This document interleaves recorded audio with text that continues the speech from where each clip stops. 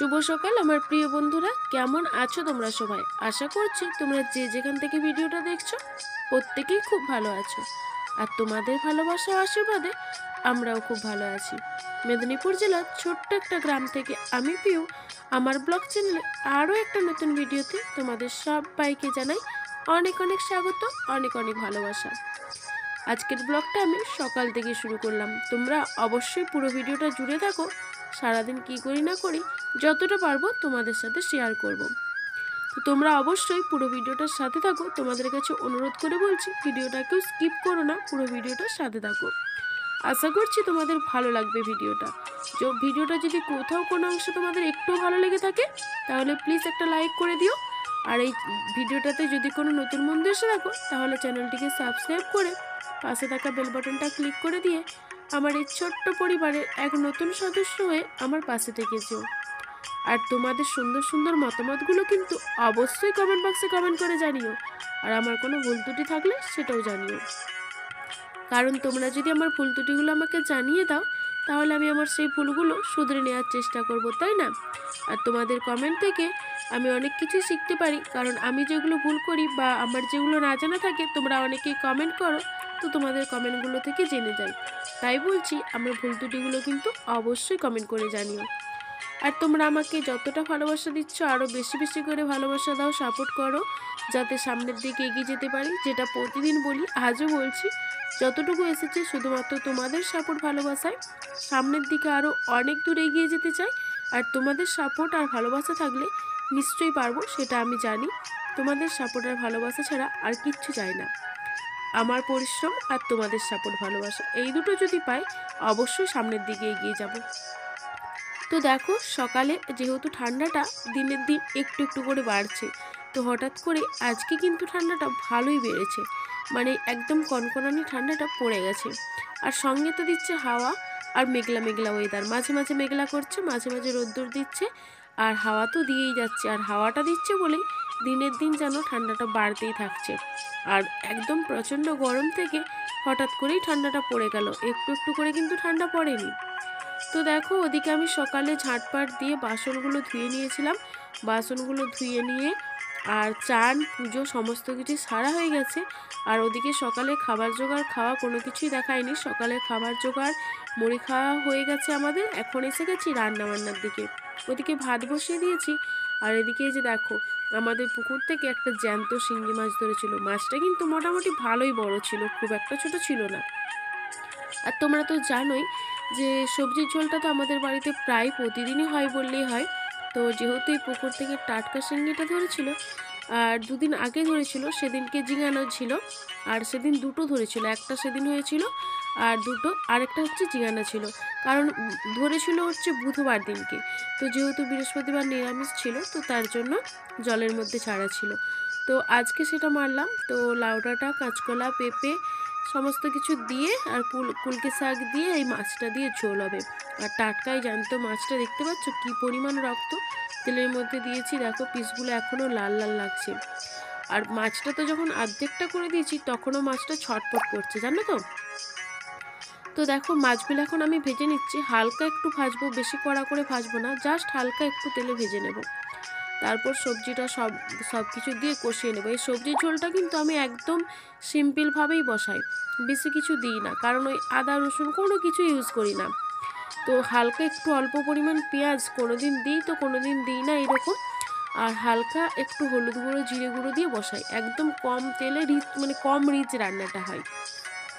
কারণ যেহেতু সবজির ঝোল একটা ভিটামিন জিনিস, তো সেইখানে সেটা খুব বেশি মশলা দিয়ে রিচ করে বেশ কষিয়ে রান্না করে টেস্ট ভালো করলে হবে না, সেটা তো কোনো উপকারে আসবে না, তাই না?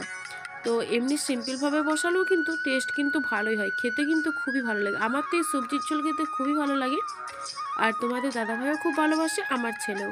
তো চলো, যেহেতু পুকুর থেকে এটা ধরেছিল তো আমি একবারই আর এক পিস করে সবাইকে দিলাম না বাড়ি, একবারে ঝোলটা রান্না করে নিয়ে বাড়ির সব ছেলেগুলোকে, বাচ্চাগুলোকে দিয়ে দিলাম। আর সবাই আলাদা আলাদা করে এক পিস করে নিয়ে রান্নাটা কেন করবো, এই জন্য একসঙ্গে করে নিয়ে দিয়ে দিলাম, সবাইকে দিয়ে দিয়েছিলাম। বাচ্চাগুলো সবাই খাবে, যেহেতু বাড়িতে সবাই তো ছোট বাচ্চা, আর এইসব জিনিস তো সবারই উপকারে আসে, তাই না? কারোর তোর ক্ষতি নয়, এসব জিনিস মানুষ মানে আমরা পাইও না চট করে। তো যাই হোক, পুকুরে যেহেতু ধরেছিল তো তার জন্যই রান্না করলাম। তো সব সময় তো পাওয়া যায় না। আমার ছেলের জন্য জানো তো, আগে যখন প্রচুর মানে আরও ছোটোবেলায় রক্তটা কম ছিল, তখন আমার ছেলের জন্য কত দাম দাম দিয়ে দিয়েই জ্যান্ত মাছগুলো কিনে আনতো, কত টাকা করে দিয়ে জানো। তো এখন পুকুরে প্রায় পাওয়াই যায়। আর এই গেঁড়ি আর এই শিঙ্গি মাছ, মাগুর মাছ, কই মাছ, এগুলো আমার ছেলের জন্য কত কত দাম দিয়ে কিনে আনা হয়েছে আগে। তো দেখো একদম হালকা শুধু দেখো নুন হলুদ দিয়ে আর অল্প জিরে গুঁড়ো দিয়ে কষিয়ে নিচ্ছে, আমি কোনো কিচ্ছু দিইনি ঝোলটাতে, আর বেশি তেলও দিইনি, দেখেই বুঝতে পারছো। তো চলো, এই হচ্ছে আজকের মেনু ছিল। ডিম ক্যারি করেছিলাম আর এই মাছ দিয়ে ঝোল আর আলু মাখা, আর কোনো কিছু হয়নি, একদম সিম্পল রান্না। আর এখনও চলছে ভাগনাদের আলু কাটা, একটু চাপে আছি, কারণ এই ছোট্টবেলায় বাড়ি সংসারে কাজ, ছেলের দুটো স্কুলে এক্সাম চলছে, আবার হচ্ছে তার সঙ্গে এই রান্না বান্না, আবার আলু কাটা, তাই না। তো এখন দেখো আর কোনো কিছুই সারাদিন শেয়ার করতে পারিনি তোমাদের সাথে। আর ছেলে প্রাইমারি স্কুলে যে এক্সাম দিতে গিয়েছিল, সেখানে কিন্তু খাওয়া দাওয়া করে এসেছিলো ভাত খেয়ে, বাড়িতে খাইনি।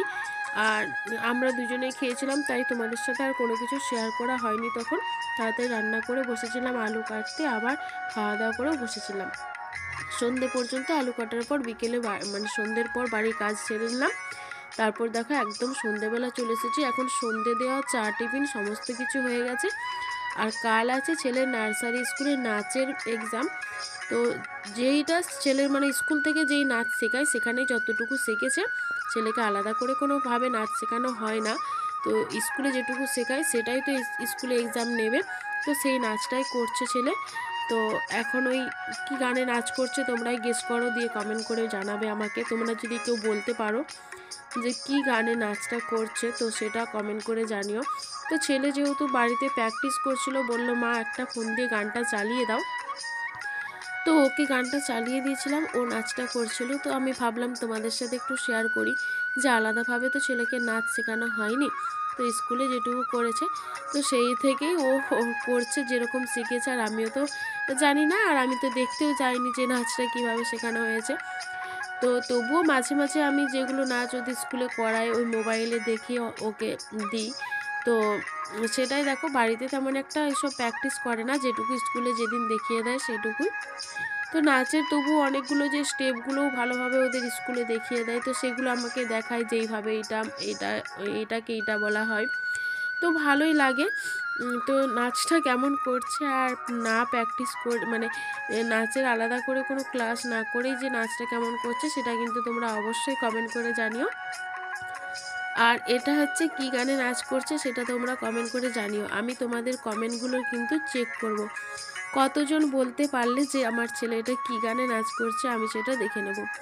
আমি এখন বলছি না, তোমরা অবশ্যই কমেন্ট করে জানিও। আর যদি না বলতে পারো তাহলে এটাও কমেন্ট করে জানিও যে পারছো না কি আমি পরের ভিডিওতে বলে দেবো যে ও কী গানে নাচটা করছিল, ঠিক আছে। এই জন্য এই ভিডিওতে আর বলছি না। তো তোমরা কমেন্ট করে জানাবে, গেস করো। তারপর যদি না পারো তখন আমাকে কমেন্ট করে সেটাও জানিও। তার পরের দিনকের ভিডিওতে আমি অবশ্যই জানাবো ছেলে কী গানে নাচটা করছিল। জানি তেমন একটা পারছে না, তো তবুও যেটুকু শিখেছে বা যেটুকু যেমনভাবে পারছে করছে, সেটাই আমি তোমাদের সাথে শেয়ার করলাম।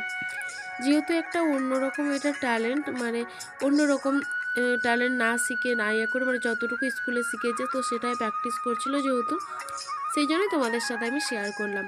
যেহেতু তোমাদের সাথে সবটাই শেয়ার করা হয়, তাই এটাও শেয়ার করলাম যে কেমনভাবে করছে সেটাও তোমরা দেখো। এই জন্যই ও যা পারছিল স্কুলে যেমন দেখিয়েছে, তারপর বাকিটা নিজের খেয়ালে যা খুশি করছে, তো সেটাই যেটা করছে সেটাই তোমাদের সাথে শেয়ার করছি। তোমরা কিন্তু অবশ্যই কমেন্ট করে জানাবে যে নাচটা ওর কেমন হচ্ছিল, আর কি গানে নাচটাও করছিল। কোথাও কোথাও স্টেপটা ভালোই হচ্ছিল, আবার কোথাও কোথাও একদমই পারছিল না। তো তোমরা যারা যারা এতক্ষণ পর্যন্ত ভিডিওটার সাথে ছিলে, সবাইকে অনেক অনেক ভালোবাসা আর অসংখ্য ধন্যবাদ। যারা ভিডিওটা এখনও দেখছো কিন্তু লাইক করতে ভুলে গেছো, যদি ভালো লাগে তাহলে কিন্তু অবশ্যই একটা লাইক করে দিও। আর আজকের ভিডিওটা আমি এখানেই শেষ করছি, আর বড় করছি না ভিডিওটা। আর তেমন কিছু শেয়ার করারও নেই। আর প্রতিদিনের রান্নাবান্না খাওয়া দাওয়া তো শেয়ার করা হয়েই থাকে, আর কিছু শেয়ার করার নেই। আজকের ভিডিওটা এখানেই শেষ করছি। আবার দেখা হবে আগামীকাল আবার একটা নতুন ভিডিওর সাথে। ততক্ষণ তোমরা সবাই সুস্থ থেকো, ভালো থেকো, আনন্দে থেকো। আজকের মতো টাটা।